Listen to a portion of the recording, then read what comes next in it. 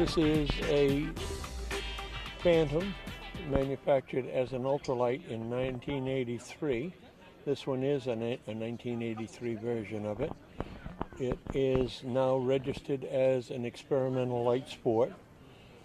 It's a single seat airplane, 3-axis, that gives me about a 70 mile an hour cruise and burns about 3.5 gallons an hour.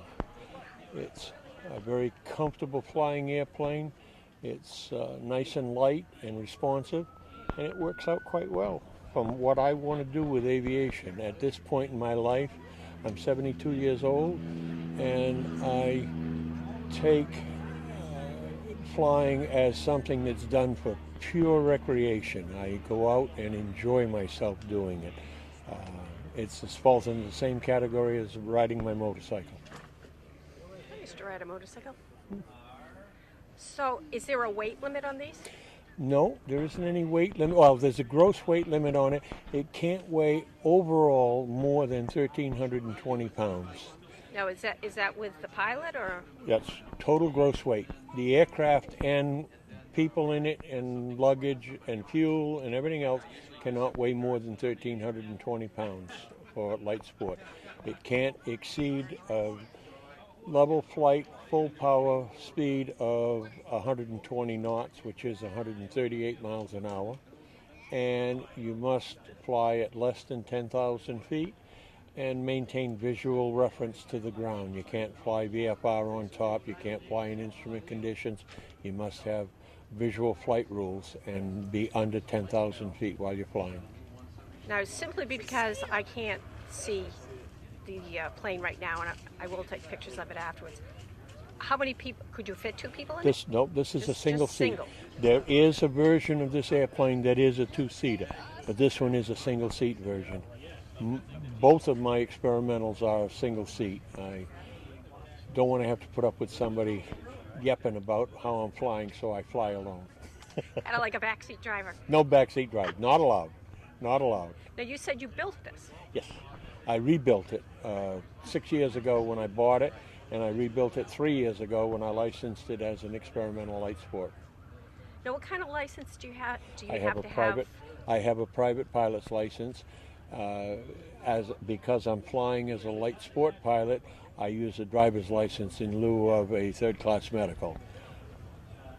The aircraft can be flown by a light sport pilot certificated as a light sport pilot, which is a separate set of conditions from a private pilot. It's a lower on the scale in terms of the training and requirements for it. The categories are the light sport, and then you have a recreational pilot, and then you have a private pilot, and then you have a commercial pilot, and then you have an ATP as it goes up the line, and each one of them requires more training and more requirements in terms of medical and in training. So you said you really have no medical requirements. As a light sport, it is acceptable for me to fly with my driver's license. That's kind of cool. Using my driver's license in lieu of a medical certificate. Because if I'm flying at VFR and I'm staying under 10,000 feet, basically I'm driving like a car, you know. This one here has a transponder and an encoding altimeter in it and a radio, so I can fly into controlled airspace. I can land in Class B, C, or D airspace. I wouldn't care to fly into Class B airspace because I wouldn't like the landing fees that they'd charge me, but Class B would be Boston, that kind of thing. Legally, yes, I can fly there. Technically, I have no desire to. I don't guess too many people would. No, no. Not just because of the fees. I fly here at Lawrence. I'm within controlled airspace. I'm flying within the Mode C Vale for Boston, so that's why I have a transponder and an encoder in it. And it allows me to fly into this area legally. So explain to me, because I'm just a neophyte here, what exactly does the transponder do? Transponder is a unit that is interrogated by the area aviation controllers, and it's interrogated for what your altitude is. it outputs a specific code. It's a 1096, I believe, is the number code it goes, and we use, for a VFR code, we use 1200. We load 1200 into the switch registers, and that is the number that is reflected back on the aircraft controller in the area on his screen, and he sees it as a VFR aircraft that's flying through, but he's able to tell what altitude you're at and which way you're going, so he can keep traffic clear from you. Interesting. So, do you have a radio too, or? I have a radio, so I have to have a radio here in order to talk to the tower, in order to request permission to land here. Class D airspace requires that there be communications. Called them and gotten permission for them to come in. For example, if you had an airplane that had a radio that went bad and you wanted to transfer it here to have it worked on, you can call and get permission to do that, but that's a one-time thing. By having a radio, I'm able to fly in and out of here at my leisure. Interesting. So is this something that anybody could do if they had the interest? Anybody who wants to take the time to take the flight instruction, to learn the regulations, and be a good citizen with the other people that are in the air.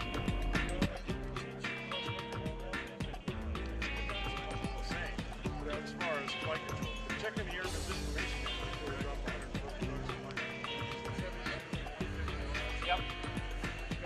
Take, right, my 5 hours of solo, I have to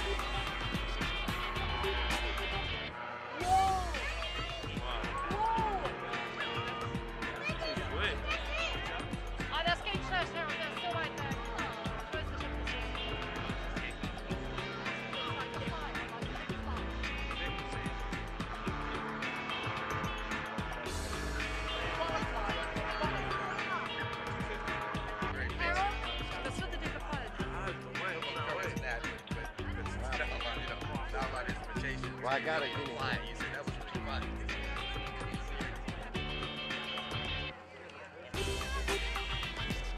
That is.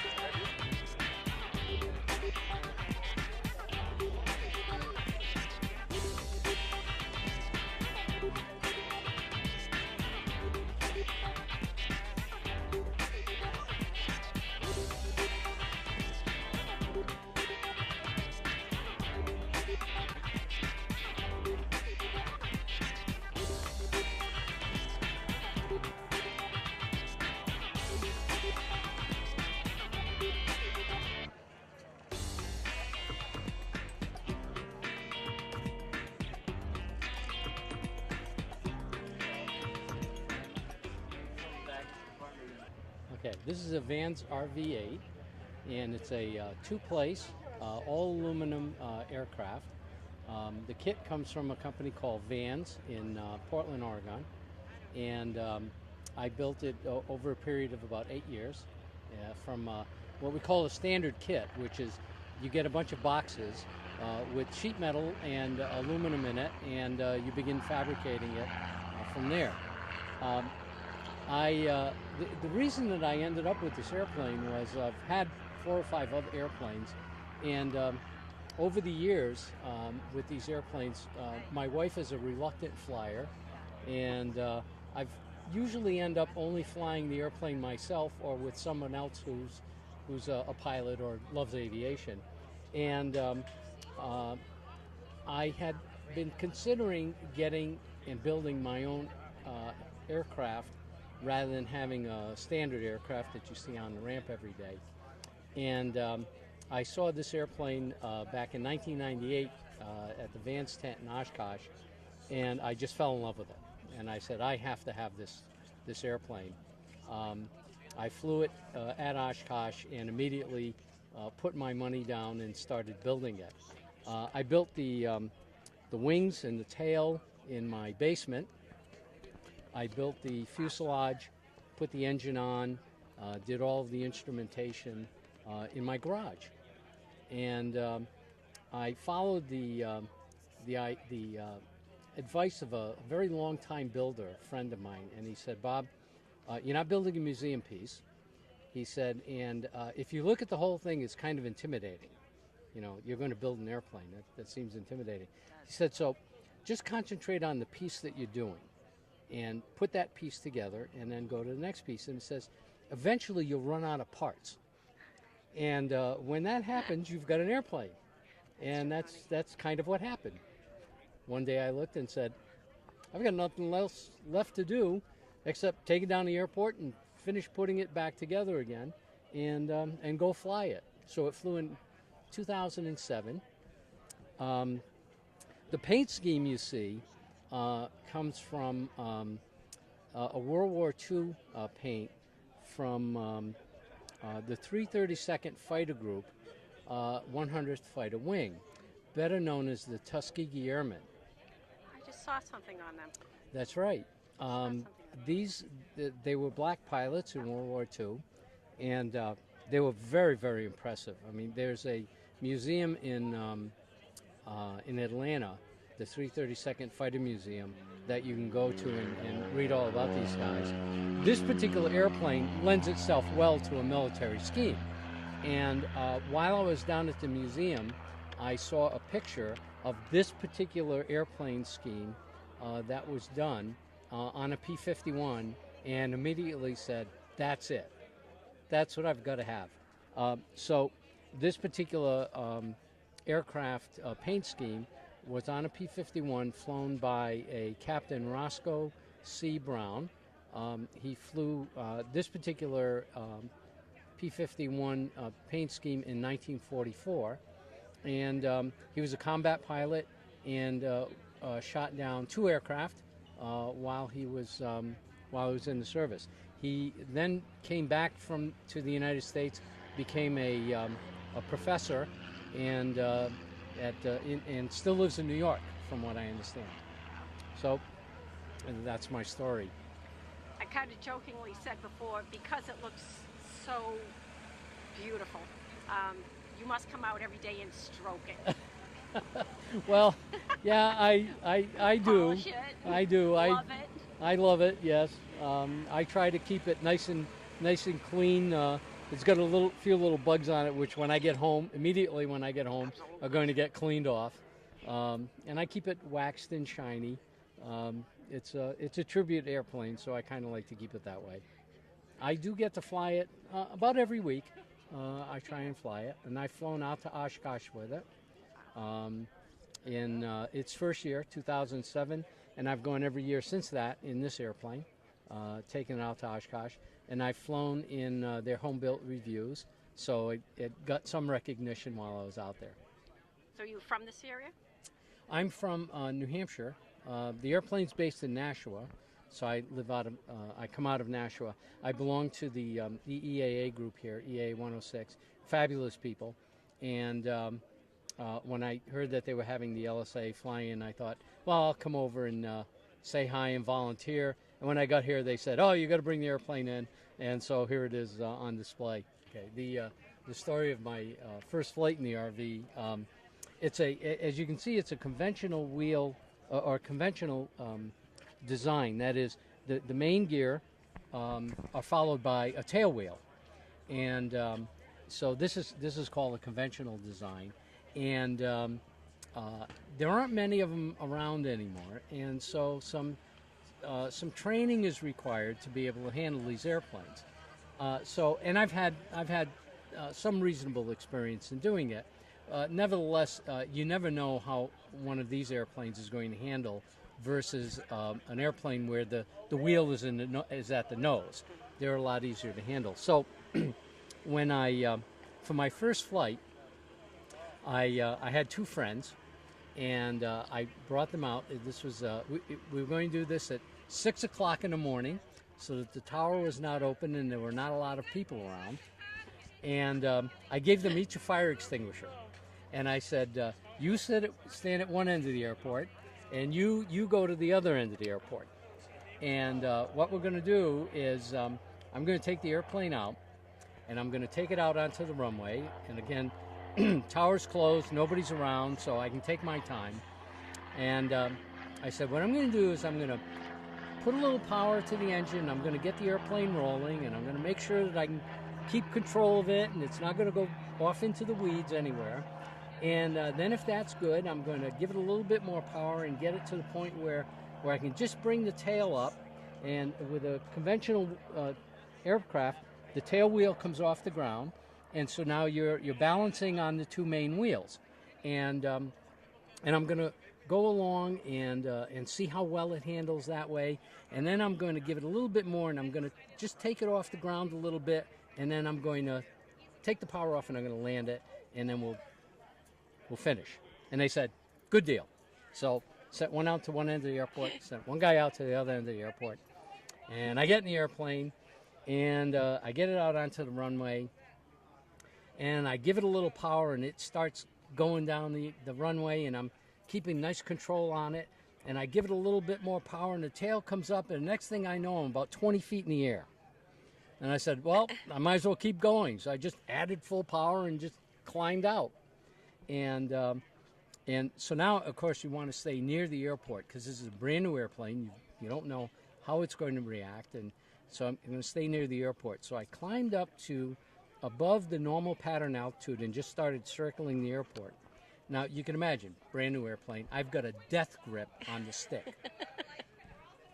And it's going along, and I'm thinking to myself, wow, this is pretty cool. This airplane handles just like I expected it to.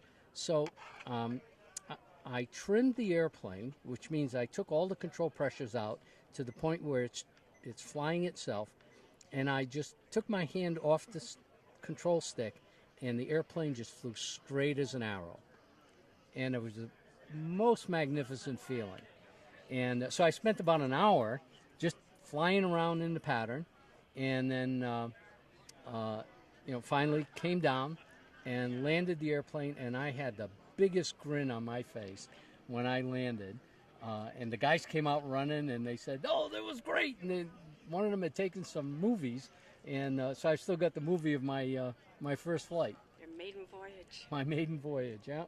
Well, see, I had asked you earlier what the lift was like. Obviously, the lift was great. Oh 'Cause yeah, it just sounds hops. like you didn't expect it to I go didn't. up so quickly. It just hopped right off the ground. Most airplanes, you know, they'll go along for a while and then they'll finally tell you that they're ready to fly. This guy would just go zoom and it's off. It's just great. Awesome. Well, I thank you. Okay, thank you.